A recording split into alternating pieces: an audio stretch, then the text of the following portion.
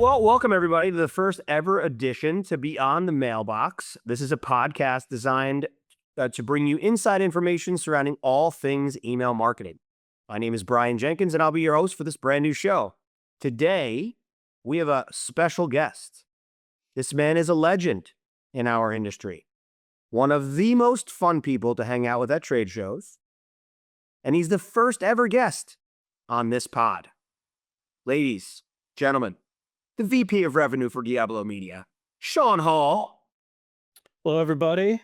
Hello, all the thousands of viewers and subscribers that we have and that we're going to get. Just want to say hello. It is a pleasure to be here on the first episode of the pod. I'm excited, and I'm glad that there's no technical difficulties happening today. We're going to have great audio, great video. It's going to be a great time ahead. We're working on, I would think, some of the most high-end, I would say technologically advanced equipment. So I think we're really going to have any issues whatsoever. No. I can't imagine this is going to go wrong at all. No. I mean, for the first episode, I'm sure this will be probably the smoothest one you end up doing. I think so. I think it's going to be great. How's everything going, buddy? Everything's great. Just, finally recovering from Affiliate Summit in Vegas. Always kind of a marathon out there, just bell to bell, day over day. As I get older, it's just, it's tough, right? But I've kind of started to decide, I guess I started to work smarter, not harder this year. Sure. I like to just set up someplace and just have people come to me. It's the best way to do it, buddy. I stole that idea from you. Seeing you all of these years, posted up in a corner somewhere, you've got your team, there's just a group of high-level VIPs just sitting around you, and then there you are, just conducting business with multiple people at the same time. I was like, that is how a legend does it. I can't take full credit for it. So when I was a kid, our best friend used to run a funeral home. And I know I don't want to get the podcast to get morbid, but his father used to call it holding court. And you'd post up, whether it's at the corner of a bar or in the back of a restaurant, and you let everyone come around you and you hold court. And I feel like as an adult now, if you want to call me an adult, I feel like as an adult, you have to hold court. Like you said, I'm trying to work smarter here, not harder. I'm like, trying not to make these meetings in 3 different hotels or posting up at, outside of the meat market or wherever else. Like, let's just set these suckers up 1 hour away from each other. Everybody inevitably hangs out for longer than they're supposed to anyway. So let's just hang, let's talk some business, have a couple drinks, and shoot the breeze. Exactly. And the added benefit of that is a lot of times the people that are crossing over might be able to do business themselves, and then you are the catalyst for that relationship. It is literally my favorite part of holding court is letting somebody else kind of like navigate in that water and then making that introduction to somebody else and saying like, hey, have you met Sean? He's doing so-and-so with Diablo. I think you guys might have something that you could do together. And then it becomes this like little olive branch that comes out. And then you'll then do it to somebody else. And then you feel like you're the ringleader of the circus. And it's my favorite. And then what ends up happening is you become the go-to guy for things. Hey, you know what? I bet Sean knows somebody that can, help me inbox Gmail. I bet Sean knows somebody that has a payment processor in their back pocket. I bet Sean knows a really good affiliate for this campaign. And then you start being that guy or that gal or that person, if you will. Listen, there's nothing wrong with everyone assuming that you know more than you do.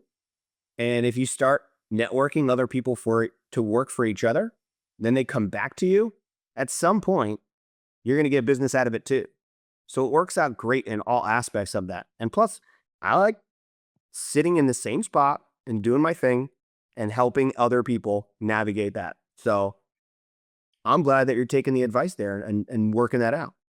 And also, too, the best way psychologically to form bonds with people is through shared experiences, right? Sure. So when I'm out there, like this year at ASW, because I'm here in, humid South Florida, and I'm dry Las Vegas, I like to start every morning. I stay at the Cosmo because that's where you end up anyway. Is it the nicest place in Vegas? No. I mean, let's be honest, but it's where everybody ends up. And I got so tired of hanging out at the Cosmo till late and then schlepping back to whatever hotel I was in. course. How I stay there, but the added little hidden little feature, and I always see some high level people when I do this. Every morning, I start off getting a day pass to their spa, and I sit in the steam room and the sauna and the hot tub for about an hour, hour and a half just to kind of start my day. Really? So this year, I actually had meetings in there. What? I did. I had meetings in there, and it was fantastic. Like towel on meetings you're talking about? Owl on in the steam room, old school business being done. Just got a couple of dudes with their tops down and just That's it. hanging out? Yeah. Oh, You tell you feel what. vulnerable, you feel like you're open, you can talk about anything in there, and then you run into other people. I actually ran into a group of media buyers in the sauna who I've been in contact with since about running some of our offers. Tell you what, dude, you might have broken the code. I did break the code. I wrote the code. Ugh. I wrote You're sitting with the code writer himself. Show me. I think the greatest experience though that I had this year at ASW, aside from taking clients to the Sphere, aside from the sauna and the steam room, aside from great dinners and going to see Absinthe, I think the highlight of my trip, right, was a little lunch I had at this little place called California Pizza Kitchen. Yes, for A couple of guys who didn't want breakfast. They shunned the idea of breakfast. That's right. And we went on a quest to the California Pizza Kitchen inside the Las Vegas airport. And that was probably the catalyst for how I ended up here on your, you know, inaugural show, if you It's 100% the catalyst because if you remember, I was with Mike Battaglia from eMercury and we were on a quest. Breakfast was beyond us at that point. We were like, absolutely not. We're not peasants. We want to eat what the humans like to call lunch. And the only place at that terminal that you can eat lunch apparently 24 hours a day is California Pizza Kitchen. And that's where we had talked about the idea of how cool it would be just to sit down with a bunch of your friends and do a pod and inevitably at some point pivot to business. But like it's just a bunch of bros or a bunch of bros and some girls and just shooting the shit about the space as a whole or even like post trade show talk. And it's 100%. You're absolutely right. Maybe California Pizza Kitchen will sponsor us. that would be fantastic. If we could get CPK up in here and we could do a little a little product placement, like I would love it. that barbecue chicken pizza, that's no joke. It wasn't honestly. I got a ham and pineapple. It wasn't my favorite, but listen, it got me through the 5.5 hour ride home. Yeah, it was brutal. It was long. Yeah, I forgot all about that. I was like, what's a phenomenal little brunch we had? But here's the thing that people don't realize. It's these little chance encounters, right? And it's why going to shows is so important. And why even if there's not immediate tangible ROI that you can bring home from the show, the opportunities for those little chance meetups, right? The little CPK in the airport, running into some people in the sauna, right? Those aren't going to happen if you're not there, right? This industry is very much out of sight, out of mind. So while you might not bring back initial, tons of ROI within the first 30, 60, or 90 days, you're generating relationships, you're being visible, right? So you're branding for your company. And the ROI from not going is definitely zero, right? And so, just like we had lunch at CPK with Mike, fantastic. Mike's already introduced me to a couple people. Is that right? Yeah, Like that. Mike's been hustling for me. Michael putting on the work for you guys. I appreciate that. Michael clocking in, getting it done. I like it. Appreciate that. He's always been a go-getter. I've always appreciated that about him. Yeah. I mean, I would like to be able to and he's here right now. Michael, come on in. But he's Imagine he's just visiting in South Florida. He just pops in with his bathing suit on. He's like, oh, actually, I just did a sauna. And Sean and I were just discussing how we're going to open up a California Pizza Kitchen down here. Yeah, I mean, listen, there was one on the Boca Mall down here. They just closed. Now it's a ceviche restaurant, which I think is a huge downgrade. Man, I totally could not agree with you more. It's probably significantly more expensive. Not that CPK's prices have gone lower these days anyways, but What was it, like $80 for 3 pizzas and CW? I want to say it was like $88. And then it was like the only thing that we got for free, if you even want to call it that, is the refills of whatever we were drinking at the time. It's true. That is true. That was, but yeah, so I mean, that's the beauty of this industry is there's so many chance opportunities to network and to build value and to make relationships, right? Because this is a relationship industry, right? Absolutely. I mean, I don't even know the first 2 years that you and I haven't bumped into each other. If we even talked business. I know I could guarantee you we didn't. I'm a habitual non-business talker to a fault. Uh, I reserve the Michael Scott School of Business. If you're an Office fan, and it's more or less like I'm there to make a friend, and then at some point down the line, you'll feel comfortable enough to want to do some business with me. So if I can, and I'm probably giving away trade secrets right now, so I don't want to go too crazy into the detail, but I feel like if I treat you well and we're having a good time, at some point you're gonna probably pivot around and say, "Hey, like, what are you guys doing? What are you working on? What's going on? What's new?" And I'll kind of ease into a sales pitch, and it won't be aggressive. I'm not that type of a salesperson. And then hopefully, we've enjoyed enough time together where it's like, "Hey, let's start doing some stuff together." And I would say it's a pretty good percentage for winning. And Yeah. so, like, you're probably right. We probably hung out countless times and probably not have talked a single word of business. No.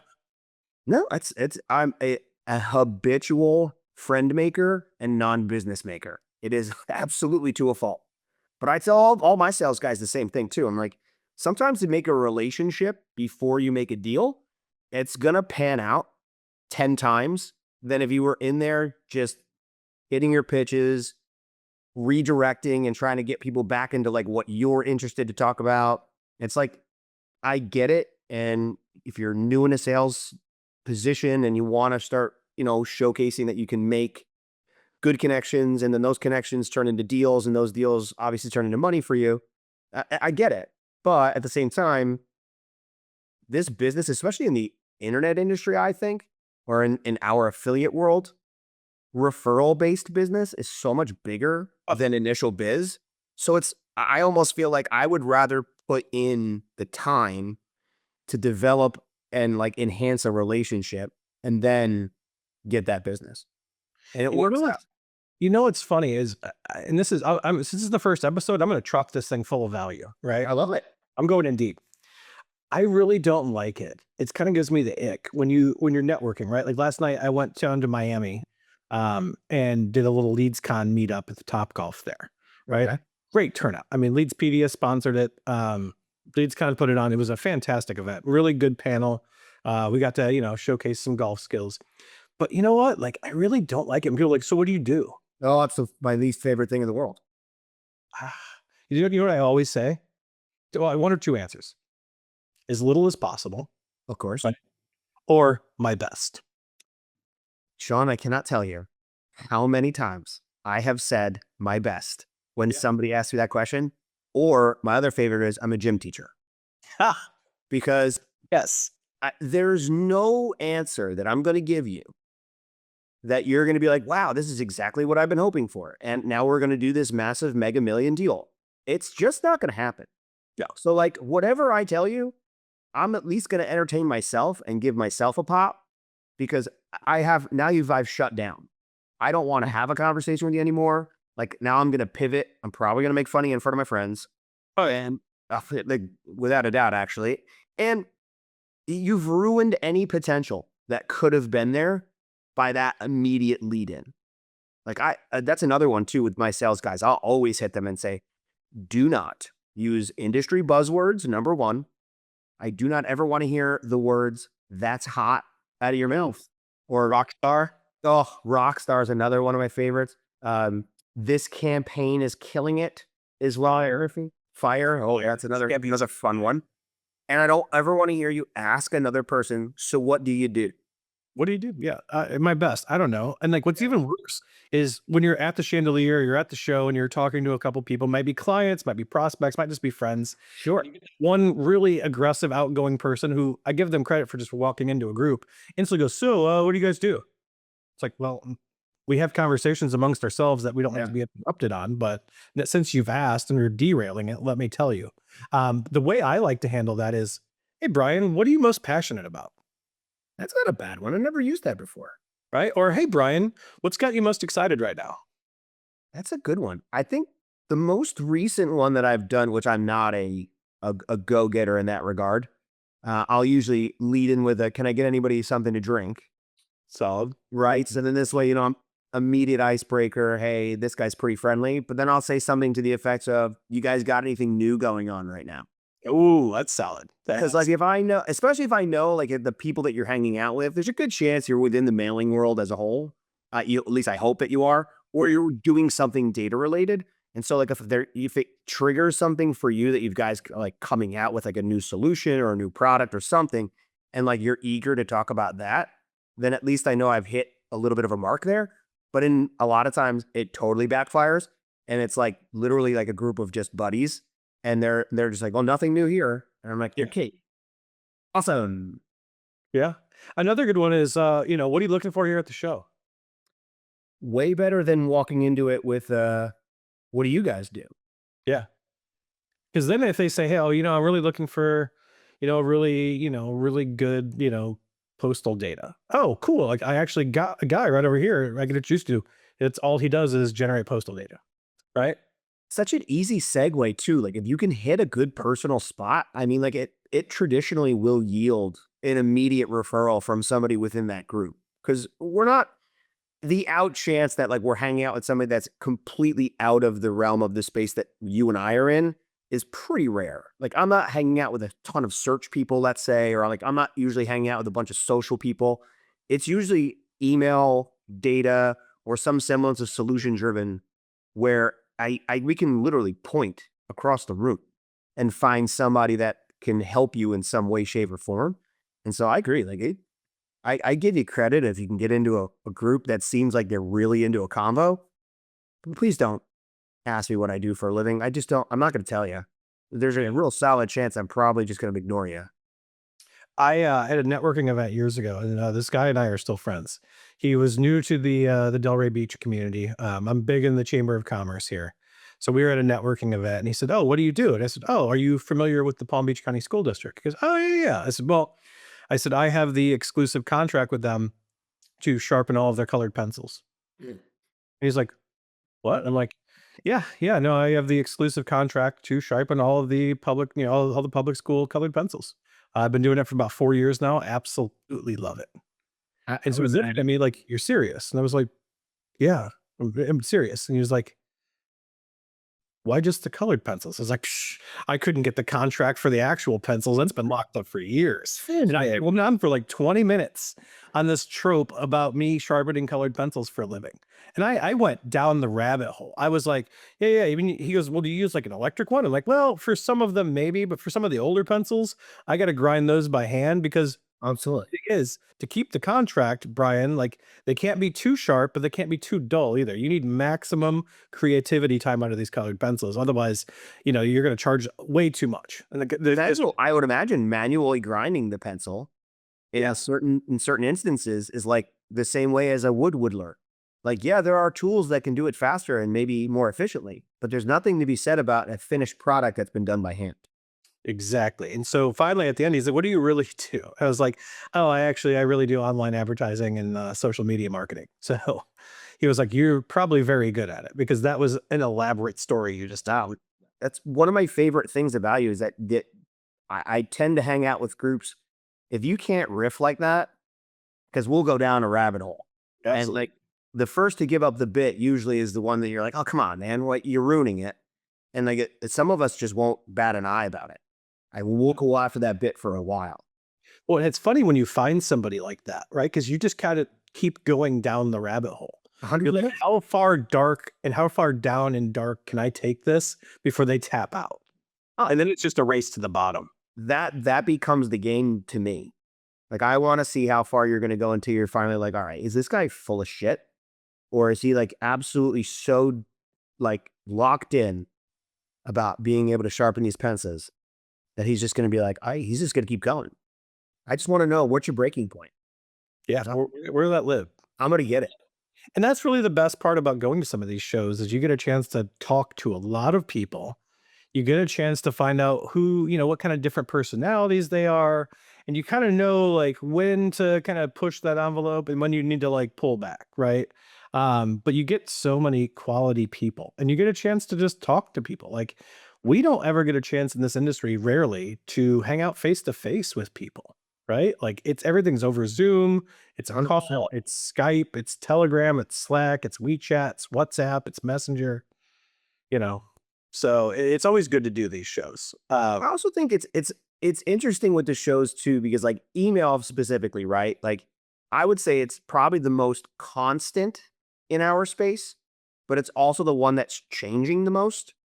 So like if you're not on the top of your game and you're not following along with those changes, whether they're like deliverability changes, whether they're, compliance changes or specific ISPs acting up, whatever the case is, and you're not like up in that sort of in the know, like you're very much behind the eight ball. And like going to those shows is nice because I feel like the older we get, we become the wise ones in the group, which is I don't even know why I say it out loud because I don't but feel like we are at all. No. But inevitably we do become that. So when like any of those changes do come up, I feel like it's on us to sort of talk through them and educate and sort of walk everybody through and sometimes off the ledge when any of those changes impact the business side of things, especially for like the email marketer side. And I know for like you guys, like where your expertise kind of lies is like, there might be changes on the email side and it's obviously adapt and survive. And, that's kind of straightforward, but you're not the guy on the front line working through the deliverability side of things. You're more the guy that's working on, hey, the lists that we have. How are they performing? How are we managing things like attrition and things like different segmentation problems we might be having, and how I can reshuffle that. And I want to talk a little bit about kind of where your expertise lies in that because I think when we looked at how we wanted this podcast to mold, I wanted to talk about items that weren't as specific as just standard deliverability based problems.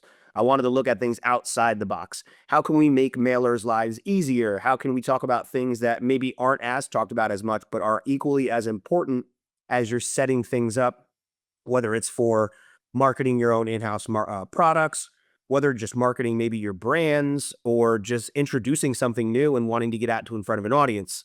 So, data again, Yeah. a lot of attrition. You're going to see a lot of ups and downs, specifically if you're working with the same lists. Can you talk a little bit with maybe like people in the audience that aren't as familiar with what list fatigue is and how that might affect email marketers at all levels, like whether they're big brands, enterprise level, or just like low, smaller lead generation companies? I'm glad you brought up email. I love email marketing. I love email traffic, right? Email is the one traffic source that is going to always be the constant. Like email is never going away, right? Sure, they might make it harder. Deliverability issues might happen, but email itself is not going away, right?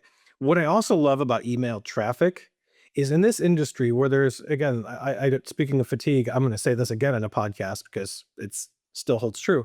There's such a herd mentality in this industry, but unlike other traffic sources, you can't just decide one morning that you're going to wake up and do email, Nope. right? At least on scale. Like you can't. So the people that are doing email, right? It's because they put the time, the effort, there's a barrier to entry that they've crossed to get to that point. And that's why a lot of advertisers, because obviously for those that don't know, Diablo has ran an affiliate network for almost 20 years, right? So one of the reasons that we get a lot of advertisers that work with us is because we work with a lot of really great mailers, right? And the quality is always there. Sometimes the quantity changes depending on deliverability, Sure. but the quality is always there. So what we've been doing recently is we generate a lot of our own internal data from our own and operated pages. So one of the things that we started doing, and I started, as I took it over last year, was looking at who is monetizing this for us, right? How much are we getting back? What's the average, profit per record that we're getting from our partners on the data front? Like really analyzing it to a degree where it's going to make sense for you to make choices based on that information. Exactly, because everybody coming in the door is going to be like, I just want all the data. I'm like, well, what do you want it Of course. segmented by? I don't think whatever you got. I'm like, yeah, but I mean, is it all going to be relevant to you? I get that it's a numbers game, but like, what offers are you running? What verticals are you hitting? What's your demographical information? Like, we can segment this down to help increase, right? Looking at that profit per record kind of metric that I've got.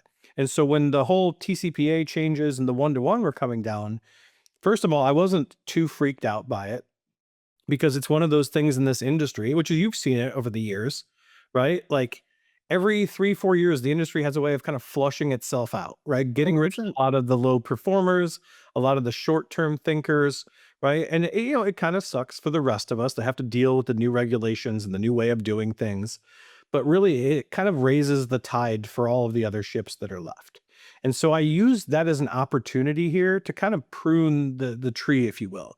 Got rid of a lot of different partners that we had, and then really wanted to focus in on our internal data. And so by doing that, I'm slowly adding people back in, but I'm kind of saying, hey, you're gonna have to segment it this time. Because again, we don't want to get list fatigue where they're just hitting I have 5 people hitting the same, target group, demographic. But also it's like for their end, for the campaign, it's like, why not make it convert a little bit higher, right? If you have a product like a walk-in tub, there's no reason why you need anybody really under 30. Right, they would venture to say even anybody under 40, but you get people looking for their parents, so you don't wanna ruin them or rule them out. 100%. Why would you take all of that data? It doesn't make any sense, like, segment it. But I've also really been strategic about who's getting what segment, right? Because I want the integrity of the data to stay high. So I want to make sure that I'm paying attention to who's getting homeowner data, who's getting, people that are interested in auto insurance. And I'm really kind of looking at that. So I don't have too many people there. Now, if there's a demand for a certain popular one, I might put a delay on a couple of the partners just to let the top guy or gal or person get out there, and whoever generates the most revenue will get it on a live feed. Everybody else can kind of work on a delay. But other than that, I really try to push for them to find a specific segmentation they could do of the list that'll not only help me out to keep the integrity of the data high, but should also help them generate more revenue. And since we operate on a rev share basis, it really is a win-win situation. I think we're in a performance-based industry. So why are we not going into the analytics of that and saying, hey, if we can hyper segment this down to what you actually need versus what you think you want, and then watch your performance increase on both of our ends. And then the reward of that is when new things come out, you then become the first to get those things. Yep. So you're hitting them before anybody else or quote unquote everybody else. And now you're avoiding what you're either both offer attrition or list attrition starts to happen. And then you can tie that all into saying like, listen, we're going to work with our guys that want to work with us. So we're not just spitballing ideas here. Like we know this is the way to do it.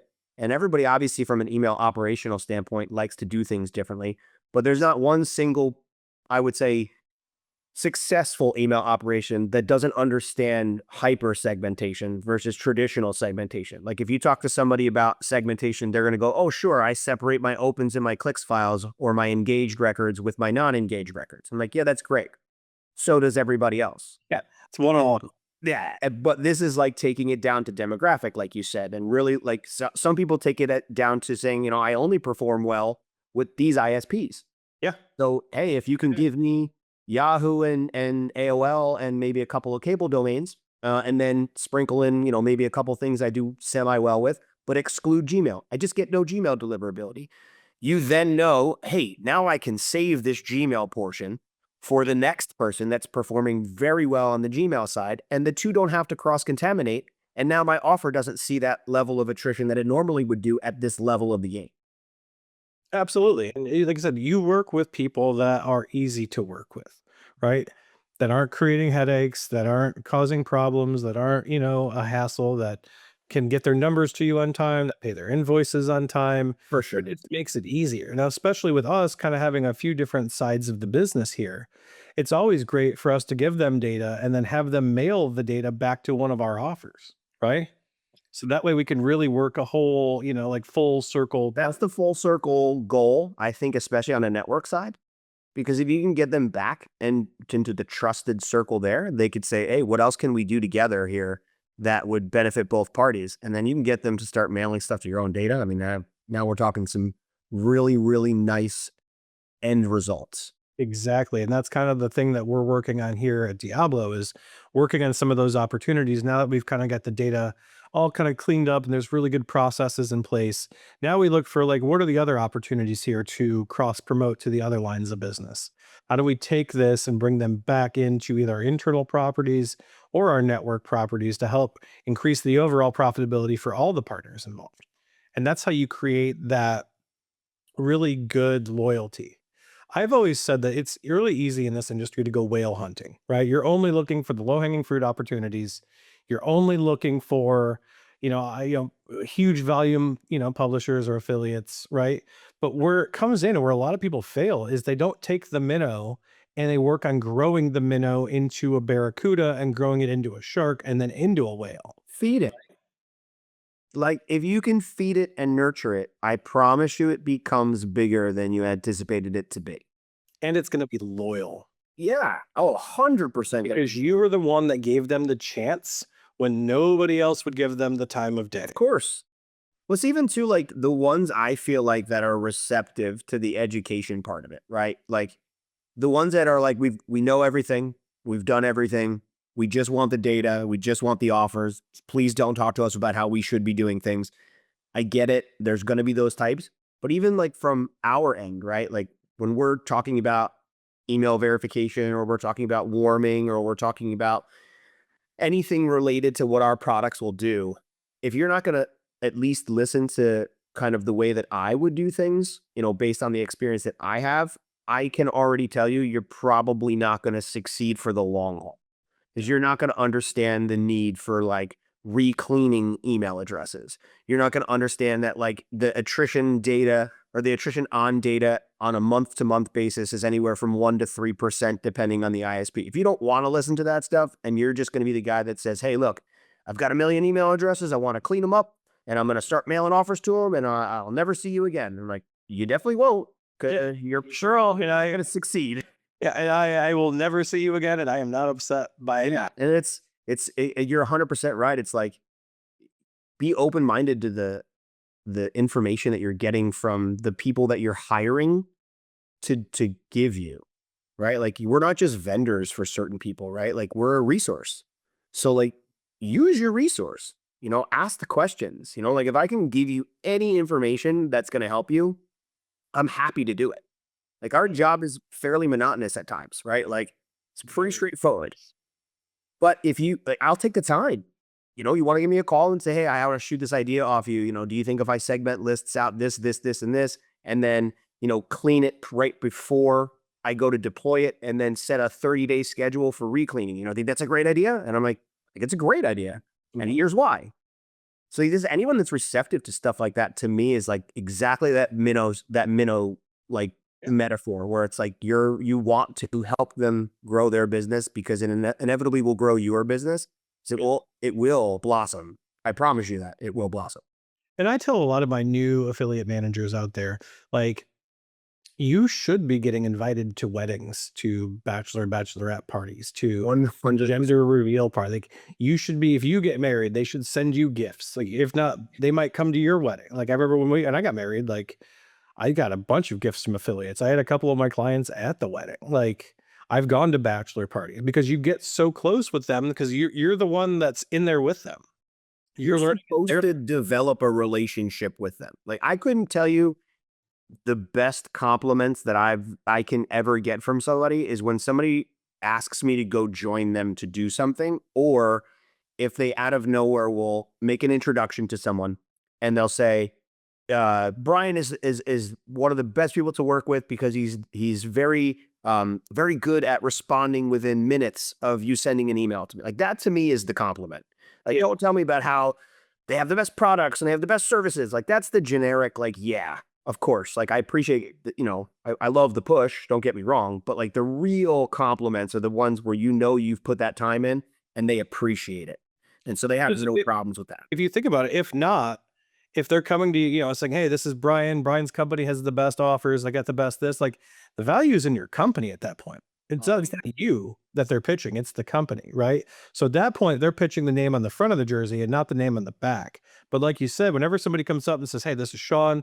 Sean's been in the industry a while. He knows a lot of people. He knows his stuff. Like if you really want to get something off the ground and get it going, like he's a great guy to work with." Like nothing about the company, which again, like obviously I promote my company every day, all day, Same. but it's nice to get that kind of buy-in to where when I start to promote my company, I have that much more credibility in what I'm doing. It makes me almost be thankful for the days when we were grinding and we were like, there's no end in sight here. We're just never going to get past this point. But you built those relationships up now to where it's become an autopilot. And now you're really resting on your experience and your relationships that you've built out because of that. And it's don't like we spend all day pushing our products and we spend all day promoting our services and our brands. But at the end of the day, it's us. And I want everyone to look at the two and feel the same. Does that make sense? Makes total sense. I got a phone call recently, a few months back actually. I was just crawling into bed. It was like 10:30 at night. I get a phone call from one of my old affiliates, and he was my biggest affiliate that I managed probably back in like 2017. I mean, him and I just made gobbles of money together. Calls me up out of the blue, right? Obviously, I answer, right? You know, it's like, "Hey, dude, what's going on?" He's like, "Listen, I'm sorry to bother you so late. Like, I'm on the phone right now with my partner on this. We're trying to launch this new offer. I would love for you to take a look at the page." I was telling him, like, we got to get Sean to take a look at this page, see what his thoughts are, see, where the weak points are, make sure that it's good so we can kind of launch this thing. And it's like, yeah, let's do it. Literally got out of bed, threw a shirt on, came to my computer, fired it up, got on a Zoom, right? And was able to like go through that, right? And I hadn't worked with him for, like I said, since probably 2018, right? But you pick right back up where you left off. Like that, Yeah. that to me is the marker of a good relationship, is that there's no weird, how's it going? What's been up to? No, it's like, hey, I have this idea. I really know that you know your stuff. Can you help me out with this? Yes, I absolutely can. Like that's to me like the full circle part of it is when you know that you have that level of a relationship that you helped grow and they can reach out to you for that kind of advice, and you'll absolutely stop what you're doing and be like, yeah, let's do it right now. Yeah, I'm there. I mean, I literally, this is horrible to say. When I was an affiliate manager, like there wasn't a time that I wasn't available. I No, remember literally sending links within 5 minutes of me walking down the aisle at my wedding, dude, like on my phone, like, could not tell you where like the amount of times where I can definitely tell you to this day it's disgusting.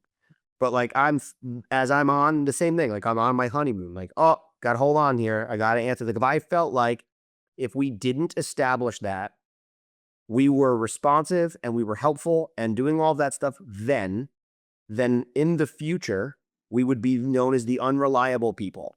And it's so dumb to say out loud because in no other business is that a real thing. yeah, But in our business, that's the hustle. yep. Like unfortunately, it's just that's the way that it is. If you miss the opportunity, it will not circle back. And Because, and we'll going remember, forward from when I was an affiliate, right? Like nothing ever breaks between Monday through Friday, 9 to 5, right? of course not. So if I got a campaign that dies at midnight on a Saturday night, right? I need to know I can reach my affiliate manager so I can swap something out, right? Because if they don't respond, I've got five other affiliate managers in my inbox and in my Skype thirsty, right? And I'm just going to pop to one of them, and then it's going to be tough to get my traffic back. You're had everyone going to be able to. There's no like. I hate calling it second chances because that's not what it is. But there are no second chances with that. Yeah. Like you have one chance to make your opportunity count. And if you decide that whatever you're doing at that point is more important, especially the off hours. On hours, I would say it's probably not as bad. It's the off hours because they're going to remember I just hit Sean up at 11 o'clock at night and he stopped what he was doing, got me what I needed. And now I know, if I have to hit him up at 11 o'clock at night, I can. And there's always going to be the guy that or the girl that goes, oh, I can just do this whenever I feel like it. And you hope that that's not the case. But you establish that connection with them. And they're like, he is absolutely reliable. He's my guy. I'm going to keep going to him no matter what, no matter where he's at, which is the other thing, especially in our space, because everybody rotates quite frequently.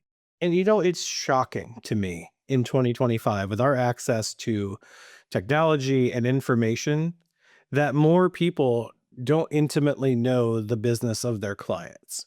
When I was an affiliate manager, I wanted to make sure I knew all of the campaigns my pubs were running, their average conversion rate, average EPC, average daily volume, right? So I can spot things if it broke. Because my big thing is if I can find a problem and then potentially even fix it before they even know there was a problem, just so money there. And It's basic customers. Really, people don't do that. no, Like I could tell you if you asked me, hey, do you know what domains the Diablo mailing team is cleaning through the system? I could tell you within milliseconds. Like I make it my business because if there's if I know on the industry side of things, if there's a problem starting to arise, specifically with a particular ISP, and I know that you guys run that ISP often, I can reach out and be like, hey, heads up, Gmail's making changes.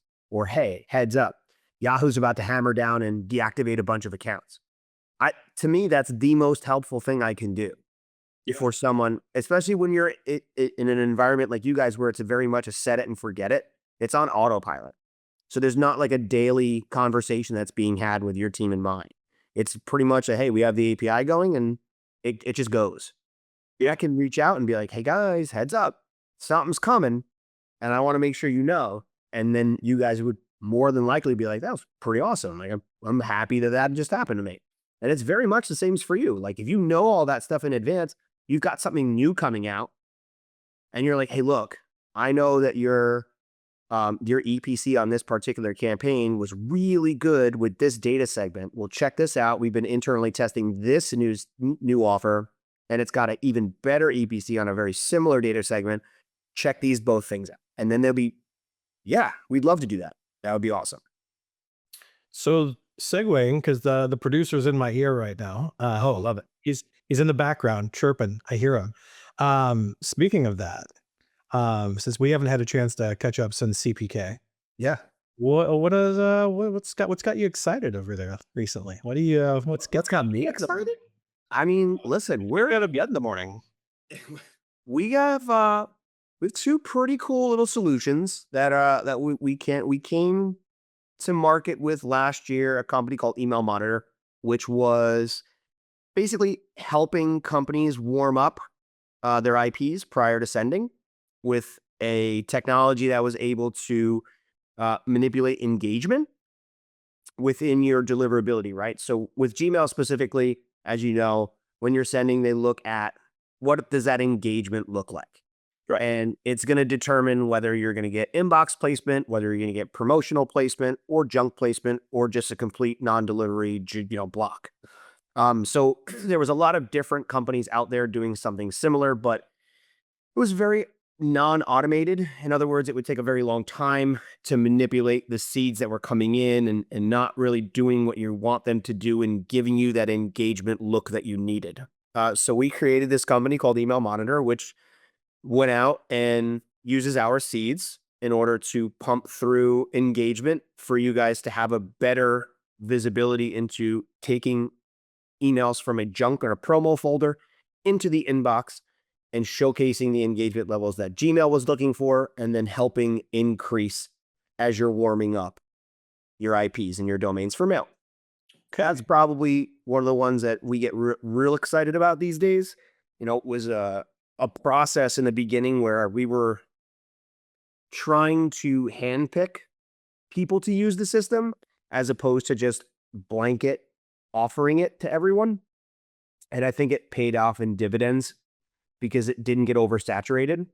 And so now people are starting to get word of mouth and they're asking us about it as opposed to us reaching out to them. So it was very organic in that way.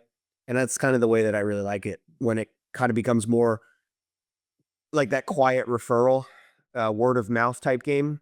So I would say that's one. And then we literally just launched a new company called Email Element.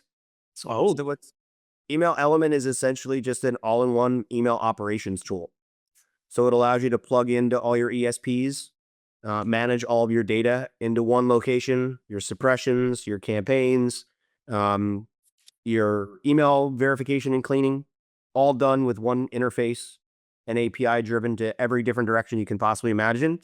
So the idea was to eliminate having a humongous email operations team and essentially keep everything more organized and just streamline so you guys could just make money as opposed to plugging into 4 different ESPs every day. And if you have a campaign manager somewhere, they've got to plug in different ESPs depending on what you're mailing, managing your suppressions through each of those ESPs. Now you can do everything in one interface with our system, and it's pretty cool. Wow, look at that. Yeah, so that's been our focus for a while, and obviously, still running the email verification and the hygiene. That's always going to be our bread and butter. Forever changing environment. You got to keep with it, but it's yeah, we're trying to stay busy with it. But those two, I would say that they become the more popular ones. Nice. So, when you're out in Vegas again, and somebody asks you what you do, I guess you have some backup there instead of just saying your best. Yeah, I mean, I still probably won't tell you if you ask me in a big environment like that. But yeah, in certain settings, I might peel the curtain back a little bit. So speaking of that, let's just say you're at the chandelier Sure. and somebody walks up, smooth, charming, charismatic, says, "Hey, Brian, I want to buy a drink. What do you get? What's that drink that you're gonna let the other guy buy for you?" It's a shame that you don't know the answer to this. I'm just going to be honest with you. No, it's I'm new to the industry. Oh, Across the room. we're full role It's playing. not me, a person. It's not you. I understand that. I Not understand. me personally. I will pretty much verbatim go, I'm a cheap date. Please, if they have Miller Lite, I'd love one of those. And that you'll never see me drink anything other than a beer. Bottle or draft? I prefer draft if they had it. If they didn't, I'll go with a bottle. Never a can unless it's a pint can. You know the big tall boys, Oh yeah, tall boys. Yeah. the screw tops. Yep. Yeah, I'll dig into that. But you'll never see me just drink a peasant's king. 16 or 20 ounce. I prefer a 20, but not everybody has it. Unless you go, there's certain places now. Like, I mean, if you go to like an Outback Steakhouse, you're gonna get a 24 ounce. I mean, now we're Oh, I'm glad you brought this up. You know what I discovered a couple weeks ago? what's that? Do you know who has the coldest and most delicious 20-ounce draft beer? Chain restaurant? Chain restaurant. Nationwide? No, Texas Roadhouse. We have one in New Jersey. Telling you what, go there for happy hour. And hopefully they sponsor too. I want them to sponsor as well. Well, they're not. Not CPK sponsors. But a buddy of mine and I were going to Fort Lauderdale one night.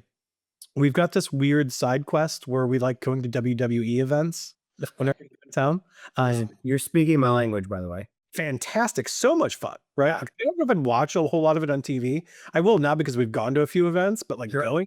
So anyway, we're driving down, and a buddy of ours isn't ready yet. So there's a Texas Roadhouse like right across the street from his house. We're like, let's pop in for a drink.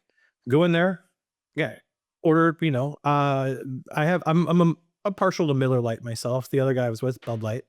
So we ordered draft beers, and she goes 16 or 20. Obviously, we go 20. Have to. Frosted mug comes out with, I swear that this draft beer was probably about 38 degrees. Wow. It was amazing. I'm like, we have to come here more often. That's paradise, is what that is. Yeah.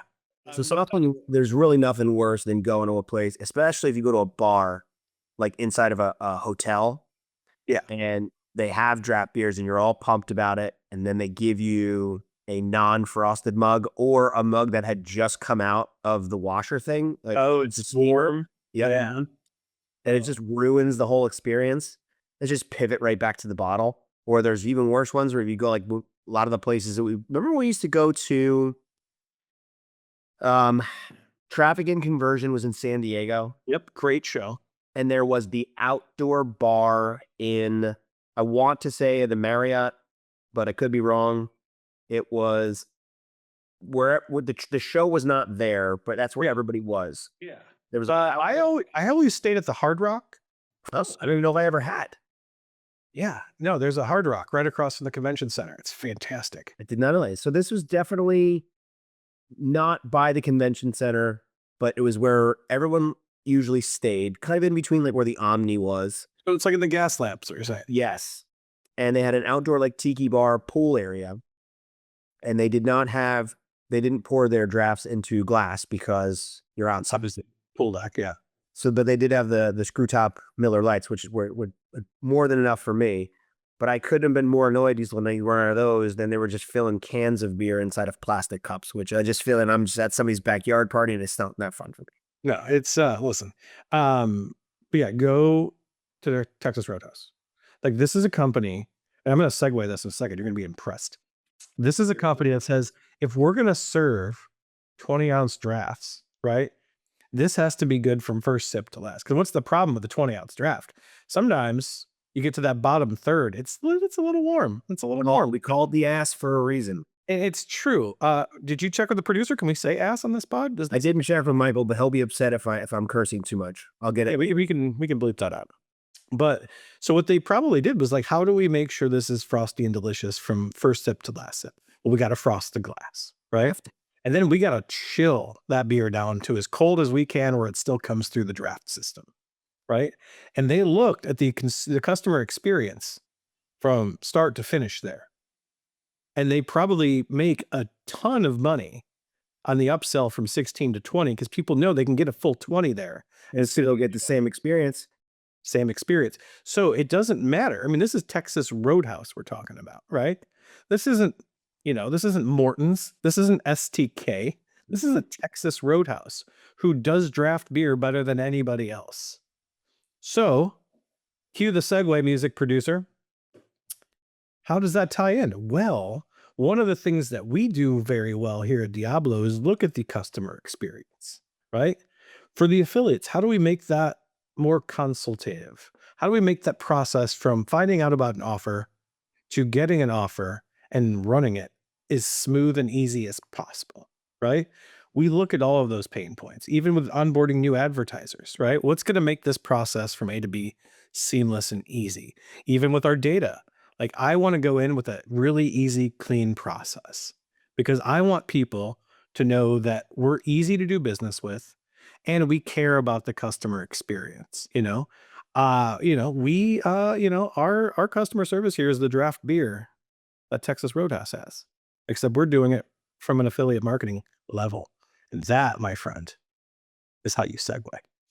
Let me tell you something, Sean. You might be the most professional seguer I've ever seen in my life. Just saying. That is, I'm in awe right now. That is, Yeah, I mean, you pull that off. that's a lot. That is a lot. I'm probably gonna have to take a nap after this. That just the mental energy I just expounded. I'm no more will I be going to fancy restaurants when we're away. I'm only going to look up if there's a Texas Roadhouse within the area. And that's where we're going to be enjoying our meals now from. Yeah. Listen, maybe next time you're down or I'm in New Jersey, maybe we film a follow-up at a Texas Roadhouse. Like a live stream in Texas Roadhouse. Yeah. I don't know, Michael, earmark this for later when you guys have better equipment when you're not on your first show. When you get 100 or 200 your belt and you've got 100,000 subscribers and YouTube's paying you guys a boatload of money, maybe we can get a little live setup at Texas Roadhouse. Imagine that. That would be I'll get you as many steaks as you want if that's the case. Yeah. You know what I love in New Jersey that I experienced for the first time during ASE this year is, do you know the fine people at Boardwalk Marketing? I believe I do. Scott and Telsa and Rob. Anyway, Scott and I used to work together at OB Media, and we shared our love for spa days and being bougie. Okay. So we joked about before one of the shows, we should do a spa day, whatever. So Scott finds this 5 or 6 story Korean spa in Jersey, just over the river, that we went to and had the best time. Well, do you remember what town that was in? It was literally like we left the city, crossed a bridge, and was basically right there. Probably Weehawken or Hoboken. It's one of those totally I gotta look it up, but it was again one of those experiences where it was the best time. Jersey's it's more than just Sopranos and pizza and Italian food. We have lots of good things. Lots of good things. I would come to Jersey tomorrow. I'm probably not flying into Trenton though, just FYI. No, you fly into Newark, you'll be all right. Or Newark, yeah. No, I'd like to think that I would fit in well. One of my best friends that used to live down here in Florida with me, he's a Jersey guy. Oh, no kidding. Perhaps he would like to say he was from Philly just to class it up a little bit. I'm like, you're from Jersey.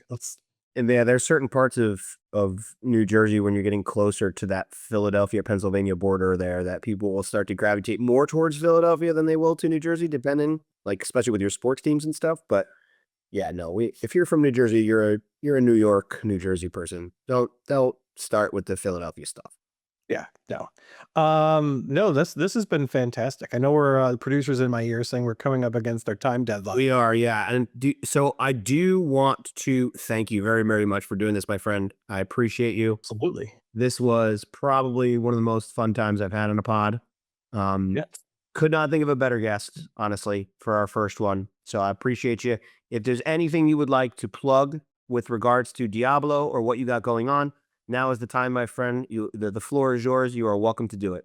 Wow, is this where Michael's gonna like pan in slowly just to me and I have the whole screen to myself? I'm hoping so. And then he puts up graphics. And only What you're graphics would talking be about. nice. That would be fantastic. So, right now, Diablo Media, we are still the premier affiliate marketing agency in the industry and have been for the last almost 20 years. We are always on the hunt for more publishers, for more advertisers, for more traffic to our owned and operated pages. And me personally, I am looking for those big mailers who want to monetize our data on a rev share. I would love to talk to you about that. So if you're watching, yes, you, the only person that I'm looking at right now is you, the one that's watching, who probably emails and needs data. Email me. We'll talk. But You yeah, heard the man. If you've got data or you need data, you want to run some offers, hit my guy up, please. we're here. No, Sean's a treat and a treasure to work with. You really If you're in South Florida, I'll take you to Texas Roadhouse. We'll get 20-ounce chili draft beers. That's right. Well, Sean, again, I appreciate you, my friend. You are absolutely a delight to be around and talk to. Um, I just want to take time, thank our sponsors for making this all possible. Email Oversight, the best email verification and cleaning software out in the market today. And Email Element, the most comprehensive email marketing platform built to unify all your email operations under one solution. Thank you again, buddy. I do appreciate you. And happy mailing, everybody. Also, don't forget your electric sponsors, California Pizza Kitchen and Texas Our Roadhouse. newest sponsors, They California, don't know it yet, but they need to get in on this. and hopefully at one point in my life, Miller Lite. Oh, That's what I'm really hoping for. same. Well, I appreciate it. It's been an honor to be your first guest. I know this thing's going to take off with you running the front end stuff with the producer Mike behind the scenes, handling all of that. I'm looking forward to this. This is going to be great. I'm going to be your first subscriber. Dude, you are the absolute best. I really appreciate you again. I hate to beat a dead horse, but I really do appreciate you, my friend. And I can't wait to see you on the next show, man. Absolutely. Well, enjoy yourselves, Michael. It's a pleasure behind the scenes. Brian, thank you again. And I will talk to you guys very soon. All right, buddy. You enjoy the rest of your day.